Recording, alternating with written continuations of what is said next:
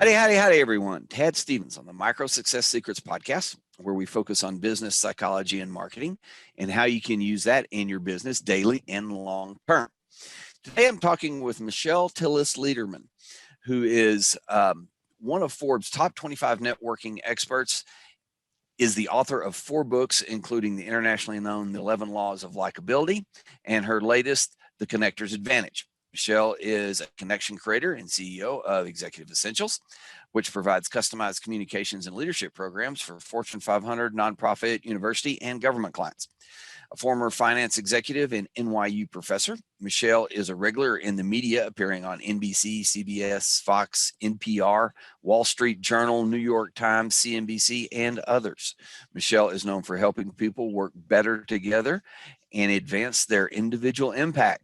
Michelle, how are you doing today? Let me know if I missed anything. You covered, except for the fact that I'm a recovering CPA, which I don't always advertise, but I know you got. No, but that's good. We should have a lot of CPAs on. I have a huge CPA audience on our website, so that's great. So let's get rolling. What I usually do is I start with a similar question each time, and what that is if you could go back in a time machine and you could change one life decision that you've made, or business decision, could be life or business or both, would you change it? And second of all, if you would, what would you change it to? You know, it's interesting. I often get questions like worst mistake or biggest failure or what would you change? And I always struggle with these questions because it's not the way I think. I don't think in terms of failure. I don't have regrets. It doesn't mean I didn't make mistakes along the way, but you learn from them. And I'm real happy with where I am. So I don't think I would change anything on the path to getting here, because I think it all lended to my learning journey. And if you did change, I mean, the what I hear from a lot of people, if I did change, then I wouldn't be where I am. Exactly. And I want to be where I am. So yeah, I'd leave it the way it is. I said I'm a recovering CPA. I knew my sophomore year of college that I didn't like being an accountant, but yet I thought already it was too late. That said, I was managing people at the age of 22 because I was an accountant. And I got management experience, which gave me credibility to teach management in what I do now. So if I didn't have those experiences of being in corporate America and not having gone that career path, I wouldn't have the ability to teach all the mistakes I ever made. Yeah, absolutely. So kind of related to that, if you've had one business or life decision where you look back at it and you can tell, or you think about it as everything before and everything after, but it worked out super positive for you. So you look back, you've got this dividing line where something really, really cool happened. Do you have one of those? I have 2 of those. 2's great. All right. The first is obviously deciding to start Executive Essentials. And I started Executive Essentials while I was still in full-time finance career. I was doing it on the side because I knew it was what I wanted to do. And so in 2005, when I left that, safety net of having a job and have been on my own ever since, going on, 15 years, 16 years, it is, before EE and after EE, Yeah. That's what I'm getting at. What's the other one?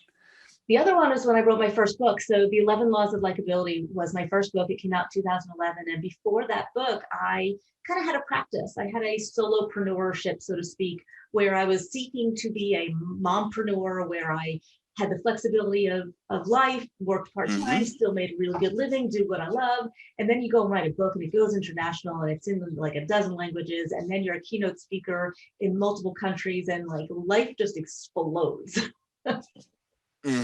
Okay, awesome. So in those decisions, or in that part of your life where you're making all these changes, decisions come up. In those decisions, because we all come to them. I mean, sometimes they're small, sometimes they're big. One of my biggest decision points is copywriting, doing marketing and sales copy. I am not a copywriter, so I struggle with it a little bit. I get stuck. When I get to those points and I get stuck, I've got some tips and techniques I use to get through it that I've developed over the years. Do you have anything for the decisions that you've come upon big, small? Do you have tips, techniques? Do you have a method that you go about? Or what do you do when you get stuck? How do you get unstuck? I was real stuck with my first book. And actually, probably with every book at some point, you get stuck. I do. Yes. It's sometimes you just kind of hit a wall. And often what I do is I redirect. So I will work on something else because sometimes you're just pushing through on the same thing. You just kind of keep hitting that same wall. And, I'll bounce things off of people. I have lots of sounding boards. I think sounding boards or buddy coaches are really a critical element in your development. There's a lot of coaches out there. I'm a coach as well. And a lot of times I say that you can, coach and be coached by somebody at almost in a barter type of relationship, because if you find that buddy coach, that they can really help kind of get you over that hurdle. So when I was really stuck with the Connection Advantage, I wanted to write it, but I just felt very stuck. It was the question that anybody can ask themselves, and I'll give it away. What is one thing that you can do today to advance that goal? And so instead of thinking about the blank page and writing, it was, well, I can develop the survey. Well, I can launch the survey. Well, I can analyze the data. Well, I can. So what is the one thing that you can do today to advance that goal? And just do that one little thing. That is excellent. In fact, I want to make sure that's in the show notes. So thank you for that. Really appreciate that. So kind of to roll it all up, if you start over for some reason, and it can be anything. I mean, I've had people say they had to move, or, government changed the regulation, or, Zoom just was not working ever again, whatever it was, something happened, you had to start over. What would you do? Would you do the same thing you're doing now, or would you do something different? Oh, I'd absolutely do the same thing I'm doing right now. And in a way, we are starting over, because I am in the live events business. I'm a keynote speaker. I'm a trainer. Yeah. Most of what we do is live. And so we are reinventing and we are starting over. And later today, I'm doing a virtual training, and I've kind of maneuvered. I'm doing a public speaking training virtually on Wednesday. So there are ways to kind of rethink what you're doing. But what I do is a mission. I help people communicate with confidence, clarity, connection. I help people understand how to connect with themselves, with their teams, with their network. And for me, it's a mission. It's not a job. And so I would figure out how to do it. And I hear that a lot. Congratulations for finding that and doing that. A lot of people that are in your situation, in your field, it's a purpose, it's a mission. In fact, I'm reading a great book now, difference between, something you have to do and something you don't have to do, and how much better and more creative you are at the thing that you don't have to do. If it's a passion, a mission, you go with it. So yeah, that is wonderful. Go ahead. So you just brought something that I actually wrote about in my book. Get to, want to, should do, have to. Just about everything that you do in your life is either a get to, want to, should do, or have to. And get tos are really easy because, as you said, it's just like, woohoo, right? As are the want tos. They're a little harder, right? I want to write that book. It's harder, but you have that internal motivation.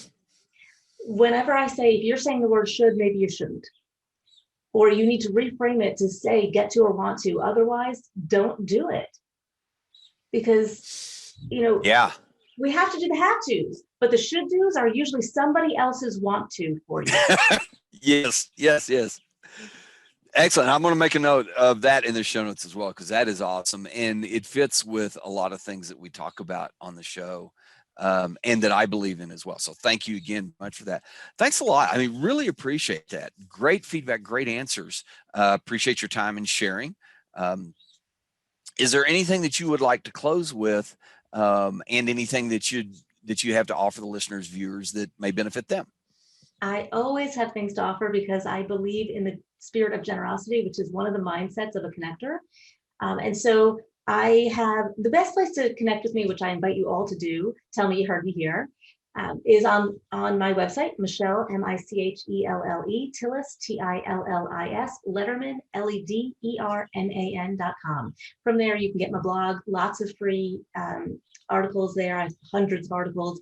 My YouTube channel, I do little success shorty videos to help you with your success and your advancement, and all the social media stuff. LinkedIn's my favorite, but I also have a couple of things that I give away. I have a video series. If you go to my website / gift pack, then you get all the goodies. And right now I'm doing a very special deal for my book, because I want to help people connect this holiday season and throughout the pandemic. I want to make sure people are getting connected and staying connected. So if you go to my website and click on hashtag / it'll be in the show notes, gift of connection. Yeah, it will be. It will be there. You get the book signed by me with a bookmark, with a personalized note in a little gift bag sent to whoever you want. So wow. Yeah, I wanted to make sure that people have it's a little stocking stuffer or a nice little, I want to stay in your mind and stay connected. Yeah. So lots of special deals. Put them all up in the show notes. That is absolutely awesome. It would definitely be in the show notes for everybody, and in the description if we post it someplace else, that YouTube or something like that. So thank you very much. That's great. Thanks again. Again, thank everyone for showing up, for listening. Really appreciate your being here. Have a safe and very productive week, and be the very best at whatever you are doing. Until next time, this is Tad Stevens with Micro Success Secrets. Bye for now.